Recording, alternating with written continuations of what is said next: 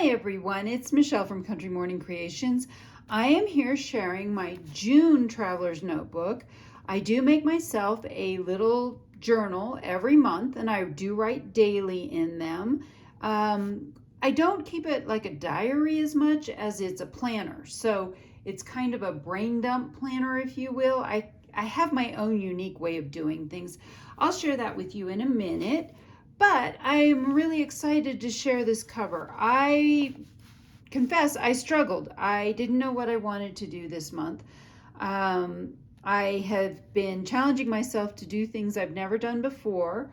I've created some fun journals and challenged myself not to use printables. However, I am happy, relieved, and I love this kit anyway. This is from my Regency Rose 2 kit that I've used, and I wanted something that was grungy. This kit is quite bright. So for example, you can see that's how bright the blues usually are. And so I wanted to grunge things up a little bit, knock off some of the brightness, and to use more of this fabulous sari silk. And I've made a bunch of these gorgeous wax seal stamps. So there was a whole bunch of stuff I wanted to incorporate and I really wasn't sure how to do it. Plus I was holding myself back because I thought, okay, you guys have seen me make these before. What else could I do that was new? And what I did was I ended up throwing that whole idea out and I made something that made me happy. And if you're an artist at all, I want to encourage you to make your art what you love, not what you think someone else is going to love. All right, enough sermon. Let's get on with this. So I had a lot of fun with this. Last month I did torn edges, so I've done that again. I did add some lace this time. And I've actually made my notebooks just a little bit wider. Normally they're 8.5 by 8.5 wide, which is 4 1/4, which is more close to a true traveler's notebook size. However, I decided to make this also a little bit wider. So I've gone to, it's only 1/4 inch wider. So I went to a 9-inch wide piece that I've folded in half. And it's, again, this is the digital kit. So I printed this paper out. I've grunged it with both vintage photo and gathered twigs. Had to double check which the other one was.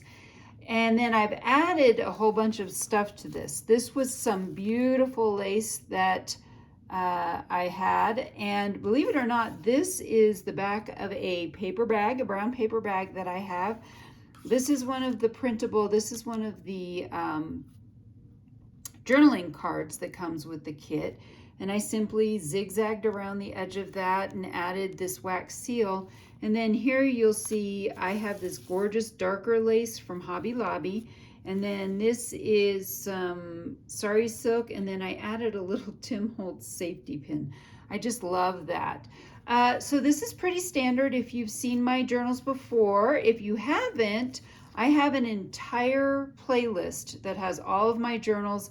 I've been doing this for at least 3 years, maybe 4 years. There's a whole lot in there. So if you want to go back and take a look at all the other journals I've done, feel free. And then just to kind of go over this is not going to be real different from a lot of what I've done before.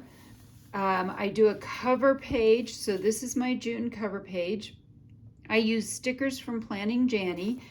And then I've used my 28-pound acid neutralized coffee dyed paper. So all of those links for all of that are in the description box. This is really cool. This is an actual vintage piece of somebody was writing a story, and this is a page out of that. However, you can tell that it's really fragile now. And I've used this tape that I've made, and this is another printable that I have. It is something, I've got it in several different versions. It's a grungy tape. So this is the one with the script on it. And I simply cut that out and added that to reinforce the back. I also have it in a very grungy, and then I have it in more of a vintage, which is lighter than that. So I've used that a couple of times in here. This was an experiment. I wanted to do some lace. This was the only page that I had that wasn't going to be torn. I didn't quite know how to sew lace to something that was irregular and have it still look good. So, and I didn't want the stitching to come out onto the page, so I simply sewed it onto the edge of the flap. So I brought back flaps this month. This is, although this says 1991, I'm not sure why. This was from 1920. So I'm thinking somebody added that later because that's not the same color pen as this. And then I have, this is out of an Academy songbook from the 1930s. Again, it was very fragile, so I've reinforced it with that tape. And this is just printed out on matte clear sticker paper. So it makes it really easy to use. Again, 5-hole pamphlet stitch, and that's pretty much it. Now, this morning I got up and wanted to do some journaling before I finished this.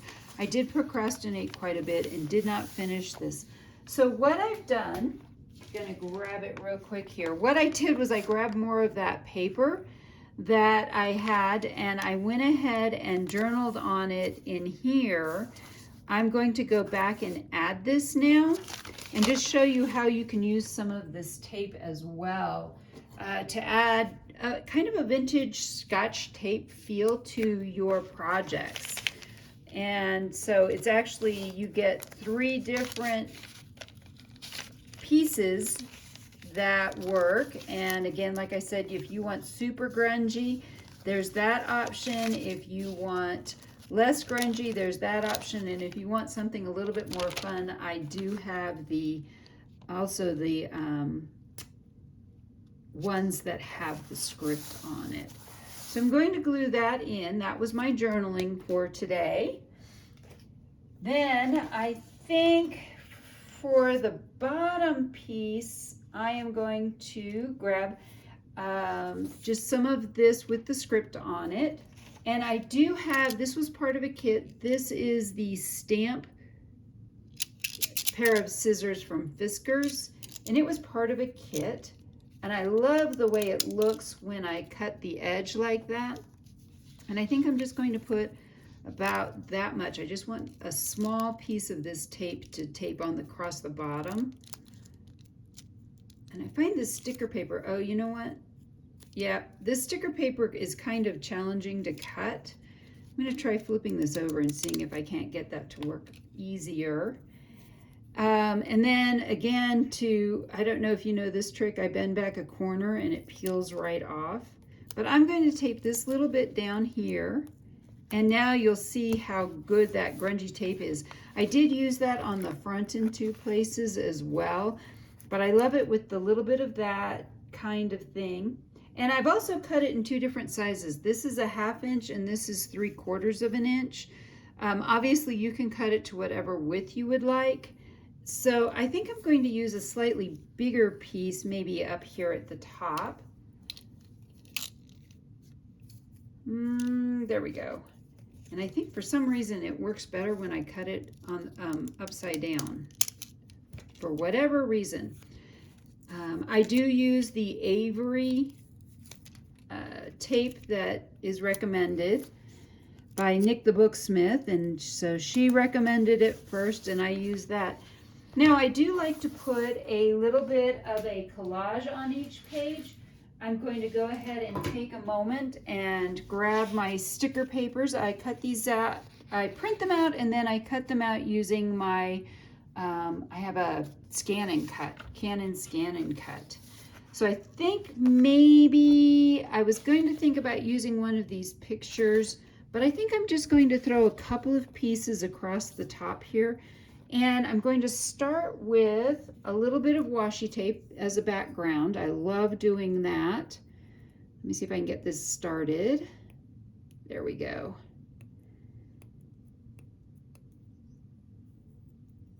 And this, I don't even know where I got this washi tape from, so I'm sorry, you can ask me, but I've had this for a long time. So we're going to add a little bit more washi tape to the top here. So we've got a couple of different layers for a background. Then I need to actually find something that's going to fit in that smaller area. So I think let's do a tag. We'll do a little tag up here. And I think, will that fit up there? Yes. Ooh. We'll do this one here, kind of in the middle. I love the little bow at the top too. So I'm trying not to cover up all my writing. And then one more piece. I think I'm going to use these flowers and just put those over here. And then I need to add today's date, which is June 1st, to this. And I do find it easier to put them down with a pair of tweezers. These are the Sizzix tweezers, if you're wondering. And so now I have gone back and added in my piece. It looks like maybe one more little piece through here where it's torn will help hold it. Let's add one more piece of tape. And then I am done with this collage and doing it that way. Let me see if I can, I'm struggling to get this to cut. There we go. All right, so same trick, bending back a corner. Maybe that was too much of a corner. Let's try that again.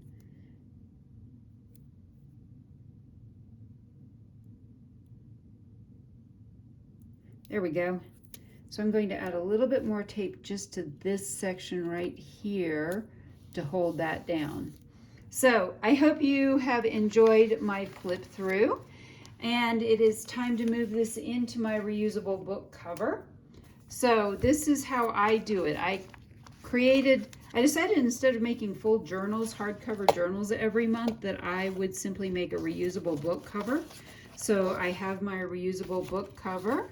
That was my cover from last month. And I'm going to put this one in. And now, finally, I am actually ready for the month of June. Wasn't ready before. Today happens to also be my wedding anniversary, and it also happens to be World Outlander Day. So happy World Outlander Day to all of you. And I hope you've enjoyed taking a look at my newest monthly journal, and I hope you liked how I used my faux aged vintage tape digital kit as well. You can find also on my Etsy a tutorial, or a class actually, on how to make your own reusable book cover and journals. So I hope you've enjoyed all of this, and I hope I've inspired you to be creative today.